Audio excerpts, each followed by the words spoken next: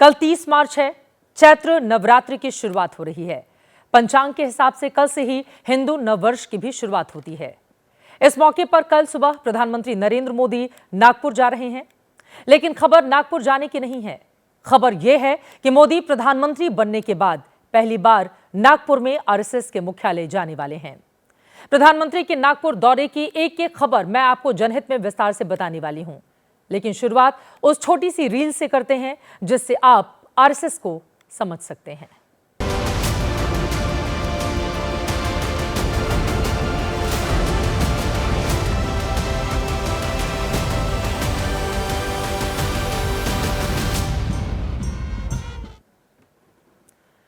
RSS यानी राष्ट्रीय स्वयंसेवक संघ, इसका मुख्यालय महाराष्ट्र के नागपुर में है। प्रधानमंत्री के स्वागत के लिए नागपुर में जबरदस्त तैयारियां की जा रही हैं। प्रधानमंत्री का सबसे पहला कार्यक्रम रेशम बाग जाने का है। रेशम बाग में ही आरएसएस का मुख्यालय भी है। बतौर प्रधानमंत्री मोदी पहली बार आरएसएस के इस मुख्यालय में पहुंचने वाले हैं। यहां पीएम की मुलाकात संघ प्रमुख मोहन भागवत से होगी। मोदी का स्वागत भैया जी जोशी करेंगे। इसके बाद पीएम संघ के संस्थापक डॉक्टर हेडगेवार, गुरु गोलवलकर की समाधि पर माल्यार्पण करने वाले हैं। पूरे कार्यक्रम के दौरान संघ प्रमुख मोहन भागवत उनके साथ रहेंगे। मोदी पहले रेशम बाग जाएंगे, फिर दीक्षा भूमि जाने का कार्यक्रम है, जहां बाबा साहेब ने बौद्ध धर्म की दीक्षा ली थी। इसके बाद मोदी वासुदेव नगर जाने वाले हैं। वासुदेव नगर में विदर्भ का सबसे बड़ा आंखों का अस्पताल माधव नेत्रालय बनाया जा रहा है, जिसके नई बिल्डिंग के भूमि पूजन का कार्यक्रम कल रखा गया है। जिस जगह भूमि पूजन होना है वहां की एक्सक्लूसिव तस्वीरें एबीपी न्यूज के पास हैं। प्रधानमंत्री इस भूमि पूजन में शामिल होने वाले हैं। जिस जगह भूमि पूजन होना है वहां पर तैयारियां हो चुकी हैं। बाकायदा वहां पर राम जन्मभूमि का मॉडल रखा गया है। भारत माता की तस्वीर लगी हुई है। एबीपी न्यूज के रिपोर्टर रजत वशिष्ठ इस अस्पताल से जुड़ी हुई और जानकारियां ग्राउंड जीरो से हमारे दर्शकों को देने जा रहे हैं। यही वह माधव नेत्रालय प्रीमियम सेंटर है जिसकी नई इमारत का शिलान्यास प्रधानमंत्री नरेंद्र मोदी के हाथों होगा। इस समय यह अस्पताल मर्यादित स्वरूप में छोटी सी जगह पर चलाया जाता है, लेकिन भविष्य में इस अस्पताल को एक भव्य दिव्य स्वरूप दिया जाना है। सिर्फ विदर्भ इलाका ही नहीं बल्कि पूरे मध्य भारत का सबसे बड़ा नेत्र चिकित्सा का केंद्र यह अस्पताल बने, इस प्रकार के प्रयत्न हैं। और इसी के चलते आप तस्वीरों में जो यह जगह देख रहे हैं, इसी जगह पर माधव नेत्रालय प्रीमियम सेंटर की नई इमारत बनाई जाएगी। तैयारियां जो हैं वो अंतिम दौर में हैं। पंडाल जो है वो तैयार किया जा रहा है और साथ ही साथ प्रधानमंत्री इस जगह पर जो विशेष निमंत्रित होंगे उन्हें संबोधित करेंगे। माधव नेत्रालय नाम आरएसएस के दूसरे संघ प्रमुख रहे एमएस गोलवलकर यानी माधव सदाशिव गोलवलकर के नाम पर रखा गया है। गुरु गोलवलकर की किताब बंच ऑफ थॉट को लेकर विरोधी लगातार सवाल उठाते रहते हैं। उनकी इस किताब के हिंदी संस्करण के पन्नों को हमने पढ़ा है। उसमें एक राष्ट्र को लेकर जो उन्होंने उद्देश्य जाहिर किए हैं उसके बारे में मैं आपको जानकारी देती हूं। इसके पन्ने पलटते हैं और इसमें बहुत सारी बातें ऐसी हैं जिसको लेकर समय समय पर हम सब ने देखा है कि किस तरह के सवाल खड़े होते रहे हैं। हमारा उद्देश्य एक राष्ट्र, जिसका जिक्र गुरु गोलवलकर की ओर से की जाती है। 25 मार्च 1947 को अखिल भारतीय प्रतिनिधि सभा नागपुर में प्रकट समारोह के अवसर पर जो अंतिम संदेश उनकी ओर से दिया गया था, उसका एक पैराग्राफ मैं आपको पढ़कर दिखा रही हूं और आप पढ़ भी सकते हैं। हमारा उद्देश्य एक राष्ट्र, राष्ट्र की चिरंतन शक्ति निर्माण करने का उद्देश्य एवं अपना ध्येय लोगों को समझाने से पहले ही एकदम समझ में न आए, परंतु काम करते करते अपना जैसे जैसे एक एक आदमी से संबंध आता जाएगा वैसे वैसे हमें उनको वो समझाते हुए बनना चाहिए। वे सब जो भिन्न भिन्न काम हैं उन सब का उद्देश्य एक ही है। ये देश अपना है, ये समाज अपना है, ये राष्ट्र अपना है तथा इस राष्ट्र का श्रेष्ठ जीवन निर्माण करने के लिए विभिन्न क्षेत्रों के ये सब व्यवहार हो रहे हैं। राष्ट्र ही हमारा उपास्य है, उसी की सेवा में सब कार्य हैं। अपने सामने ये राष्ट्र ना हो तो बाकी के व्यवहारों से भला हमें क्या करना। राष्ट्र के बारे में गुरु गोलवलकर ने बंच ऑफ थॉट में, जिसको हिंदी में विचार नवनीत किताब के नाम से जाना जाता है, उसमें इन तमाम बातों का जिक्र किया गया है। अब आगे बढ़ते हुए आपको एक वीडियो दिखा देते हैं। वीडियो 12 साल पहले यानी 16 जुलाई 2013 का है। उस वक्त नरेंद्र मोदी गुजरात के मुख्यमंत्री थे, लेकिन उनकी चर्चा बीजेपी के प्रधानमंत्री उम्मीदवार के तौर पर देश में होने लगी थी। मोदी तब आखिरी बार नागपुर में आरएसएस के मुख्यालय गए थे। उनके साथ तस्वीरों में नितिन गडकरी भी नजर आ रहे हैं। उस दिन मोदी की मुलाकात यहां पर मोहन भागवत से हुई थी। इस मुलाकात के 58 दिन के बाद विधिवत तरीके से बीजेपी ने 13 सितंबर 2013 को नरेंद्र मोदी को बीजेपी की ओर से प्रधानमंत्री का उम्मीदवार घोषित किया था। दिल्ली के बीजेपी मुख्यालय में इसका ऐलान हुआ। इसके बाद मोदी 2014 में देश के प्रधानमंत्री बने, लेकिन तब से लेकर अब तक वो नागपुर में आरएसएस के इस मुख्यालय में नहीं गए थे। अब जब मोदी 11 साल में पहली बार आरएसएस के दफ्तर जा रहे हैं तो सियासी अटकलबाजियां तेज हो चली हैं। अलग अलग तरह की बातें कही जा रही हैं। यहां समझने वाली बात यह है कि पिछले साल राम मंदिर उद्घाटन के मौके पर 22 जनवरी को पीएम मोदी और आरएसएस प्रमुख मोहन भागवत सार्वजनिक रूप से एक साथ दिखे थे। इसके बाद कभी भी दोनों साथ साथ नजर नहीं आए। इस दौरान कई मुद्दों पर बीजेपी और आरएसएस की असहमति की खबरें भी सामने आती रही हैं। ऐसे में दो तरह के सवाल उठ खड़े हुए हैं।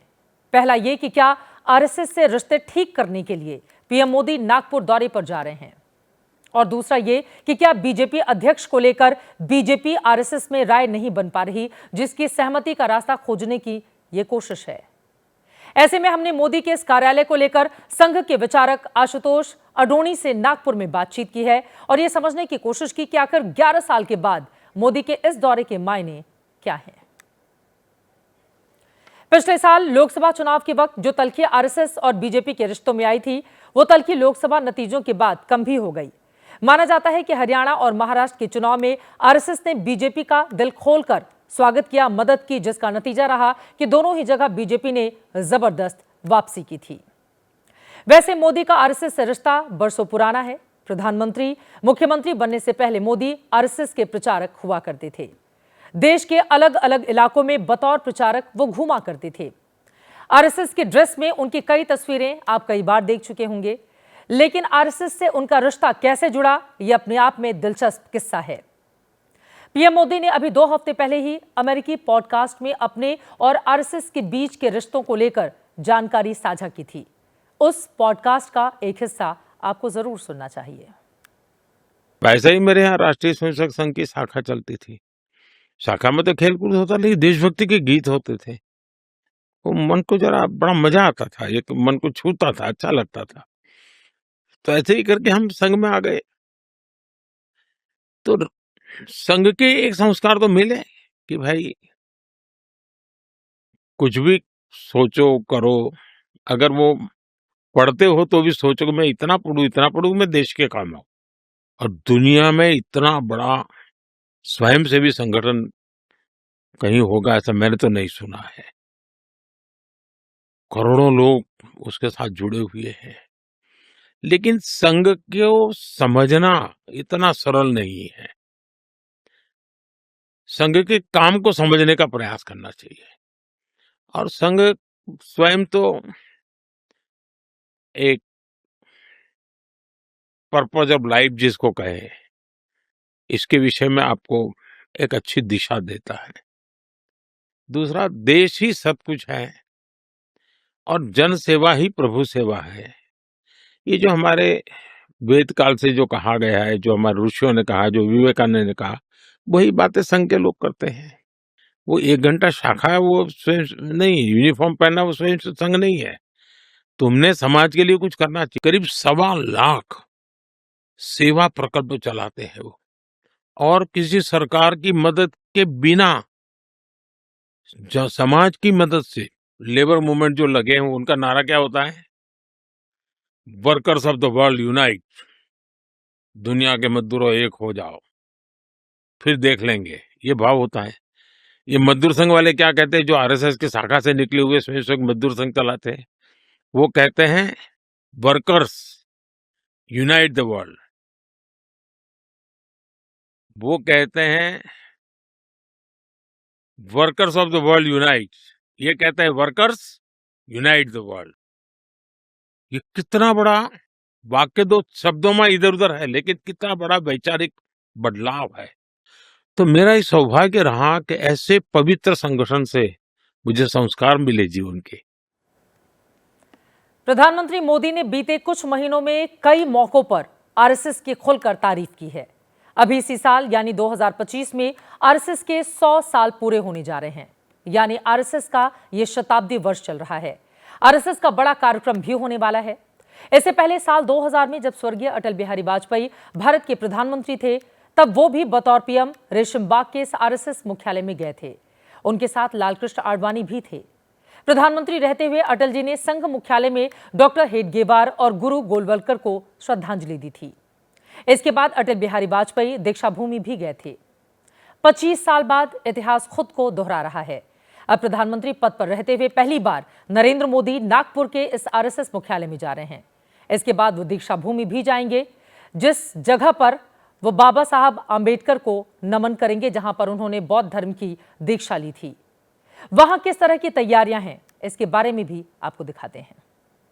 प्रधानमंत्री नागपुर पहुंचने वाले हैं 30 मार्च को। जब वे नागपुर पहुंचेंगे करीब 9:30 बजे सुबह दीक्षा भूमि पहुंचेंगे और आप तस्वीरों में जो डॉक्टर बाबा साहब आम्बेडकर के अस्थि कलश जिस जगह पर रखे गए वो देख रहे हैं। यहाँ पर वे वंदन करेंगे, तथागत गौतम बुद्ध की वे प्रार्थना करेंगे और उसके बाद पिछली बार जब आए थे तो यहाँ तस्वीरों में जो जगह आप देख रहे हैं वहाँ पर एक आसन रखा गया था और वहाँ बैठकर प्रधानमंत्री ने बुद्ध वंदना की थी, प्रार्थना की थी। और इस बार भी स्मारक समिति की तरफ से उसी प्रकार की व्यवस्था की गई है। पिछली बार प्रधानमंत्री जब नागपुर पहुंचे थे, दीक्षा भूमि पहुंचे थे, 15 से 20 मिनट का उनका कार्यक्रम था, लेकिन वो काफ़ी देर उन्होंने यहाँ पर दीक्षा भूमि की जानकारी जो स्मारक समिति के सदस्य उनसे ली थी और काफ़ी देर तक प्रधानमंत्री रुके थे। और इस बार भी एक अनुमान लगाया जा रहा है कि प्रधानमंत्री यहाँ करीब 15 मिनट से लेकर आधा घंटा तक रुक सकते हैं।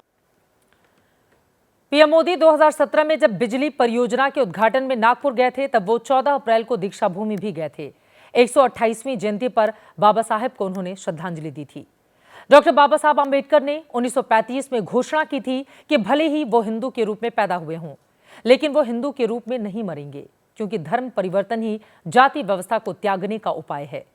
बाबा साहेब को लगता था कि हिंदू समाज समानता का व्यवहार नहीं देता, लेकिन धर्म परिवर्तन के जरिए इसे आसानी से प्राप्त किया जा सकता है।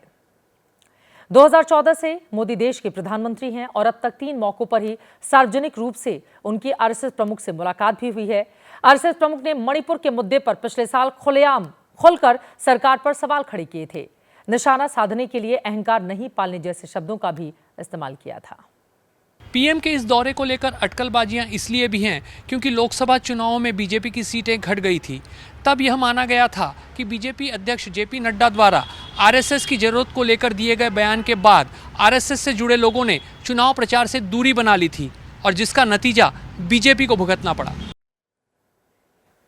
और इस वक्त मेरी सहयोगी मेघा प्रसाद सीधे नागपुर से हमारे साथ जुड़ चुके हैं, जो हर एक जानकारी, हर एक बड़ी खबर सबसे पहले आप तक पहुंचाने वाली है। मेघा, सबसे बड़ा सवाल यही, मुलाकात होगी, क्या क्या बात होगी, अभी की क्या तैयारी?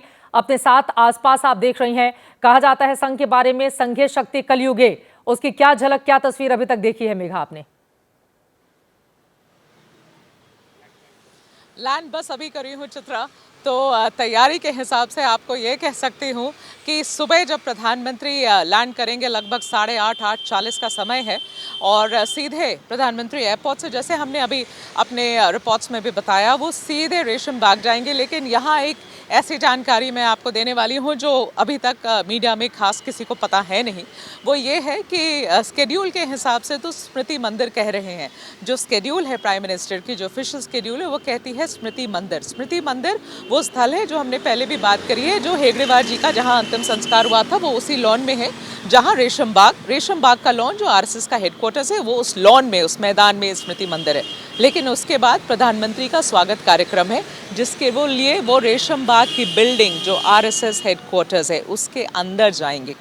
कल वहाँ जाएंगे। मोहन भागवत जी उनके साथ रहेंगे, वो स्मृति मंदिर में भी उनके साथ हैं, वो रेशम बाग की बिल्डिंग में भी उनके साथ हैं। तो प्रधानमंत्री का 1-on-1 कम से कम आप एक तरीके से समझिए तो रेशम बाग में मोहन भागवत जी के साथ हो जाएगा। कितना समय वो एक दूसरे के साथ बैठना चाहते हैं, क्या बातचीत होगी, वो अभी तो हम कुछ नहीं बता सकते, लेकिन 9-20 मिनट का समय है वहाँ के लिए। स्मृति मंदिर से लॉन जो मैदान है स्मृति मंदिर में पुष्पार्पण होगा और सीधे बिल्डिंग जो रेशम बाग है उसके अंदर ये दोनों जाएंगे। वहाँ कितना समय लेते हैं वो कल सुबह ही पता चलेगा। उसके बाद ऑफ कोर्स जैसे हमने बताया अपने रिपोर्ट्स में, वो अंबेडकर जी की स्मृति भूमि पे जाएंगे और उसके बाद माधव नेत्रालय में जाएंगे। अब माधव नेत्रालय में भी 1.5 घंटे हैं, 1.5 घंटे दोनों साथ में हैं, स्टेज पर हैं, जहाँ पब्लिक एड्रेस होगा। वो भी लोगों को एड्रेस करेंगे, प्रधानमंत्री भी और मोहन जी भी। अब इसके बाद फिर प्रधानमंत्री निकल जाएंगे वो डिफेंस इंस्टॉलेशन के लिए, फिर वहाँ से नागपुर एयरपोर्ट पहुँचेंगे एंड देन स्ट्रेट अवे वो सीधा छत्तीसगढ़ निकल जाएंगे। तो ये स्केड्यूल की बात हुई। लेकिन जैसे चित्रा उस दिन भी हम बात कर रहे थे कि आज कितने सारे लगाए जा रहे हैं, कितनी सारी बातें बोली जा रही हैं कि 240 सीटें आ गई, उसके बाद बीजेपी को अब आरएसएस की याद आई है। पर बात ऐसी नहीं है चित्रा, ऐसी ये जो बनाया जा रहा है, पूरा नैरेटिव क्रिएट किया जा रहा है, ये ऐसा नहीं है। प्रधानमंत्री के दिल में संघ के लिए क्या है वो हर वक्त उन्होंने इस बात का जिक्र किया है और जैसे मैंने पहले भी कहा था पिछले 3 महीने में बहुत बार जिक्र किया है। ये अब एक तरीके से अपनी रिस्पेक्ट पे करने आ रहे हैं, एक तरीके से अपनी ग्रैटिट्यूड दिखाने आ रहे हैं। और आप समझिए कि चित्रा देखिए पॉलिटिकल मायने भी लगाए जाएंगे। मुझे लगता है, ऐसा मेरा समझना है, मैं गलत भी हो सकती हूँ लेकिन शायद उतनी गलत नहीं होंगी। आपको ये ज़रूर बताना चाहूँगी चित्रा कि 240 जब नंबर आए थे और आप हम सबको याद है कि उस वक्त बीजेपी में जैसे मायूसी छा गई थी अंदर, जैसे वो जीत के भी हार गए। हालत ये थी कि जीत के भी हार गए हैं ये लोग। और उसके बाद जो 3 हारी हुई स्टेट थी चित्रा, वो महाराष्ट्र, लिटरली हारी हुई स्टेट थी, महाराष्ट्र थी, उसके बाद हरियाणा थी और उसके बाद दिल्ली। दिल्ली में तो नंबर लग भी नहीं रहा था 27 साल से। ये तीनों जगह जो आरएसएस ने हाथ पकड़ी है भारतीय जनता पार्टी की, और सही में हाथ पकड़ी है भारतीय जनता पार्टी को, हाथ पकड़कर जीत की तरफ, और क्या प्रचंड जीत की तरफ लेकर गए हैं। शायद उसके बाद एक तरीके से आप कहिए जो दूरियां बन रही थी, जो दिख रहा था, कभी मोहन भागवत जी का बयान आ रहा था जिनको लोग ऐसा रीड कर रहे थे कि बिल्कुल पर्सनल टारगेटिंग की जा रही है बीजेपी के ऊपर, वो दूरियां कम करने की कोशिश जरूर है ये, और कल तो वो खत्म होती आपको दिखेगी। और दिन बहुत बढ़िया है, कल गुड़ी पड़वा है, यहाँ का बड़ा त्योहार है, हेगड़ेवार जी का जन्मदिन है। 100वें वर्ष में ये शुरुआत कर रहे हैं, प्रारंभ कर रहे हैं अपना ये साल। तो ये सब मिला जुला कर प्रधानमंत्री ने अच्छा दिन चुना है। दोनों ने इनवाइट एक्सेप्ट करी, मोहन जी और प्रधानमंत्री जी ने। तो कल अब देखा जाए कि क्या बात कैसे आगे बढ़ती है। कल 11 सालों का लंबा वक्त लिया प्रधानमंत्री ने, जिसके बाद वो जा रहे हैं नागपुर मुख्यालय। बहुत सारे सवाल ऐसे हैं जिसको लेकर लगातार मेघा हमें जानकारी देती रहेंगी। फिलहाल के लिए बहुत धन्यवाद आपका इस पूरी विस्तार से जानकारी के लिए।